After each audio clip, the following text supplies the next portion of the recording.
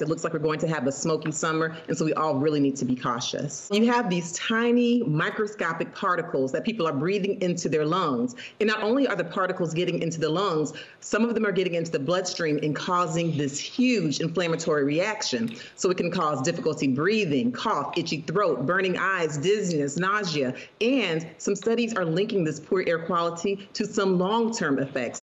Millions of people across the country facing the likelihood of a summer of smoke thanks to out-of-control wildfires in Canada. The smog and haze creating dangerous conditions, especially for those with asthma and other respiratory diseases. Taking a look at the smoke tracker, the air quality right now, you can see there in the Northeast, unhealthy for big parts of state of New York.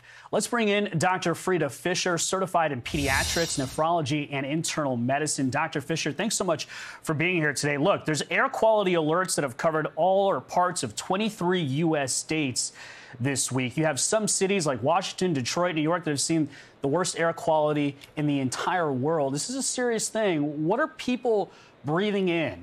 What's the actual threat here? What's in the smoke? Well, you have these tiny microscopic particles that people are breathing into their lungs. And not only are the particles getting into the lungs, some of them are getting into the bloodstream and causing this huge inflammatory reaction. So it can cause difficulty breathing, cough, itchy throat, burning eyes, dizziness, nausea. And some studies are linking this poor air quality to some long-term effects, like making people with chronic lung disease more vulnerable to influenza, or people who have heart disease more vulnerable to having heart attacks or other cardiovascular events. So it's quite serious.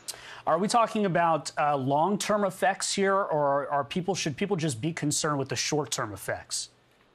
Oh, they should be concerned with both. Certainly in the short term, especially if you're someone with allergies or asthma, you need to pay attention. You need to try to stay indoors and make sure that your windows are completely closed. You want your air conditioning system to have an excellent filter. You want to pull out those HEPA filters as well. If you have to go outside, you want to walk at a moderate pace. This is not the time to be jogging when there's poor air quality. Also, if you have asthma, you want to take your inhaler, usually albuterol, at least 15 minutes before. And this will help with some of the short-term effects. If you are a person who's a sicker person, you want to pay attention for long-term as well. Yeah, let's bring up the call for number one here. Tips for reducing smoke exposure while you're in your home. You got to keep the windows and doors closed, like you said, and reduce the smoke that enters your home. And if you cannot stay cool, seek shelter elsewhere. Use fans, air conditioning, etc. I guess it makes sense. I thought of this just as an outdoor threat, but this gets into people's homes. I guess I didn't really think about that as part of this threat. Absolutely. The other thing is that you have to have preparedness. You want to keep at least a 5-day supply of medications, food, water, just in case you're in a situation where you cannot go outside. Yes, this can have long-term effects. It looks like we're going to have a smoky summer, and so we all really need to be cautious. We also know the call for number two here, the indoor activities to avoid. I guess this is obvious. Don't smoke cigarettes since, that's not good. Don't spray aerosol products, frying or boiling food, burning candles or incense. I guess if it's already bad out there, don't make it worse.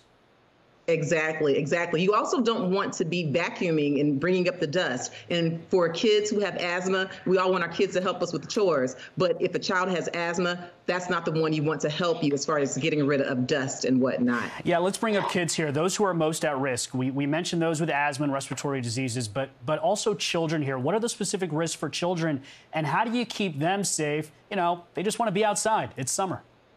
They want to be outside, but already summer activities are being canceled for outdoors. Like they're canceling outdoor swimming where there's poor air quality. They're canceling outdoor sports, and that's dreadful. But with children, they tend to have small airways. And so with these small airways, they tend to get blocked more easily when there's inflammation. Also, the very young and the very old are at risk because their breathing muscles tend to be weaker. And so they can't get out those good coughs to get rid of mucus when you have these toxins in the lungs. Other people at risk, pregnant ladies, and again, people with chronic diseases like chronic lung disease, heart disease. So bottom line is, if I want to function this summer and still have my summer, what's your bottom line advice here about going out there if I'm concerned about this smoke?